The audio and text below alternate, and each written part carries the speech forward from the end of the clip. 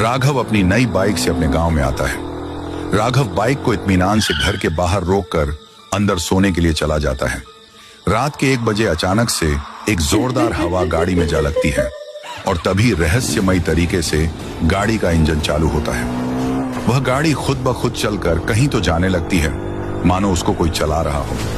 तभी वह बाइक तेजी से आकर गांव के चौकीदार को ठोक देती है और उसके बदन के चिथड़े उड़ जाते हैं। पर वह गाड़ी यहीं तक नहीं रुकती, गांव से जा रहे एक इंसान को भी ठोक देती है। उसकी भी वही हालत। इनकी ऐसी हालत करके बाइक वापस चली जाती है। तभी गांव में सुबह हो जाती है। राघव नींद से उठकर बाहर अपनी बाइक के पास आता है। राघव पाता है कि कल उसने जिस जगह पर बाइक को रोका था उस जगह पर नहीं थी, बल्कि 2 इंच बाजू में खिसक गई थी। राघव और ध्यान से देखता है तो टायर पर खून लगा मिलता है।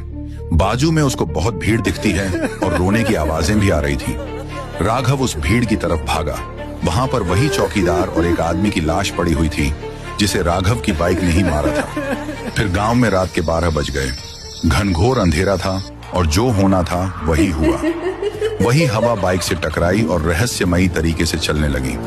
उसी समय रायस्टार दूसरे गांव से इस गांव में बाइक से आ रहा था कि उस पर उसी राघव की बाइक ने हमला किया कि रायस्टार अपनी बाइक के साथ 15 फीट तक उछल जाता है।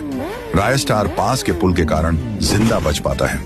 रायस्टार नीचे देखता है तो वह बाइक पागल हो चुकी थी। उसको कुछ भी समझ में नहीं आ रहा था। उसको बस इंसान को मारना था। बिना ड्राइवर के बाइक देख रायस्टार की रूह कांप जाती है।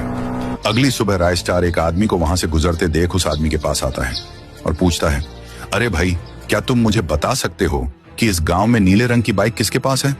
आदमी बताता है, नीले रंग की बाइक तो शायद इस गांव में, हाँ, ये बाइक शर्मा के बेटे राघव नाम के लड़के की है।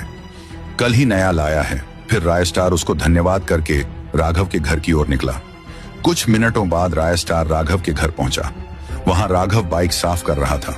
रायस्टार उसके पास जाकर उससे बोला, ऐ राघव, यह जो तुम्हारी बाइक है ना, वह श्रापित और भूतिया है। कल रात को तुम्हारी बाइक बिना ड्राइवर के चलकर आई और मुझ पर हमला किया।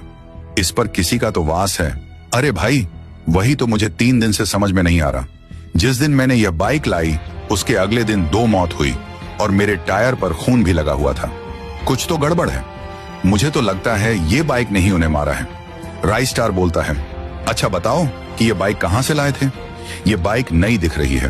राघव कहता है, ये बाइक तो मैंने राजपुर में बाबू चिपके के गैराज से सेकंड हैंड खरीदी थी। 12,000 में उसके